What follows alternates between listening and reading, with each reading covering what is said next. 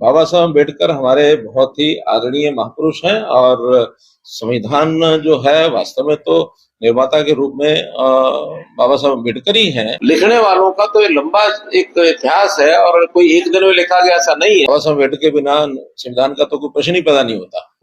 देखिए, किसी एक व्यक्ति ने संविधान नहीं लिखा। बाबा साहब अम्बेडकर महापुरुष हैं और उन्हीं के दिए हुए संविधान के हिसाब से देश आगे चल रहा है। तो ऐसे पूरी जो टीम होती है उसमें नाम डॉक्टर भीमराव अम्बेडकर का जरूर है और उसके अंदर उनको श्रेय दिया जाता है। देश के संविधान के निर्माता बाबा साहब अम्बेडकर है।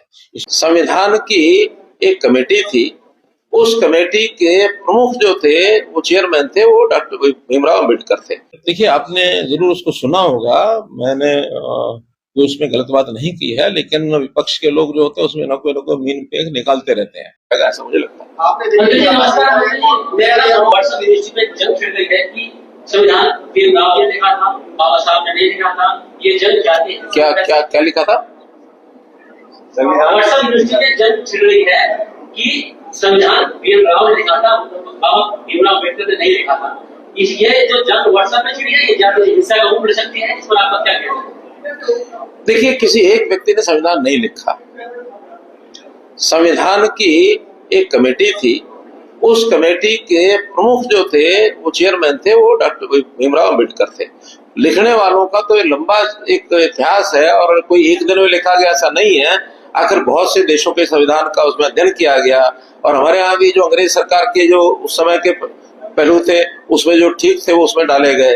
दूसरे देशों के संविधान का भी डाला गया। यहाँ पर भी संविधान सभा जो बनेगी, कितने लोग थे? 100। हाँ, तो एक संविधान सभा थी वो पूरी। उससे पहले भी एक ड्राफ्ट कमेटी बनी थी। ड्राफ्ट कमेटी के बाद फिर बड़ी सभा बनी, तो उसका एक एक प्रावधान का विचार हुआ। कई साल लग गए इसमें। बाद में एक संविधान के प्रमुख के नाते उसका समर्पण जैसे करना होता है। अब देश तो सारी सरकार चलाती है, नाम तो मुखिया का होता है, देश के प्रधानमंत्री का होता है, सेना सारी लड़ती है, नाम तो चीफ का होता है। तो ऐसे पूरी जो टीम होती है उसमें नाम डॉक्टर भीमराव अम्बेडकर का जरूर है और उसके अंदर उनको श्रेय दिया जाता है कि उन्होंने इसको देश को समर्पित किया।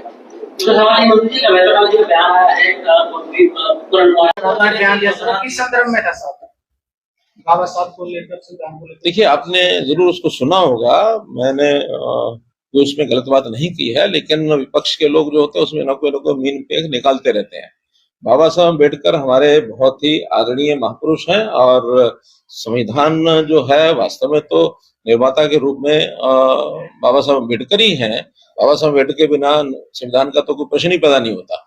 और उसमें से जब उसको विषय को जन से घुमाया गया कि इन्होंने तो केवल ये कहा है, उनको श्रेय दिया गया है, और ये भाई आखिर तो ये सारा इतिहास सब हमको मालूम है कि बाबा साहब अम्बेडकर ही उस संविधान को समर्पित करने वाले, देश को, देश की जनता को देने वाले वही थे। वही हमारे हमेशा सब हम जानते हैं कि देश के संविधान के निर्माता बाबा साहब अम्बेडकर है।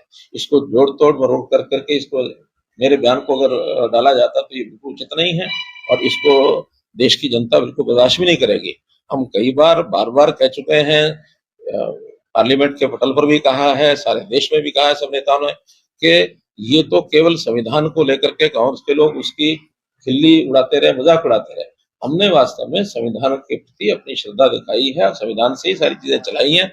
इन्होंने संविधान को कितना तोड़ा मरोड़ा है ये इतिहास बताता है, चाहे वो इंदिरा गांधी का समय हो, चाहे उससे पहले का समय हो।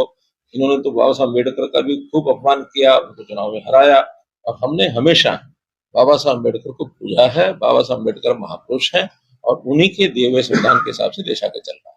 हमारे रहते आप बेरोजगार क्यों हैं? सरकारी नौकरी की सबसे अच्छी तैयारी, सबसे अच्छे अध्यापक, सबसे कम फीस, हरियाणा का नंबर 1 कोचिंग सेंटर ICS।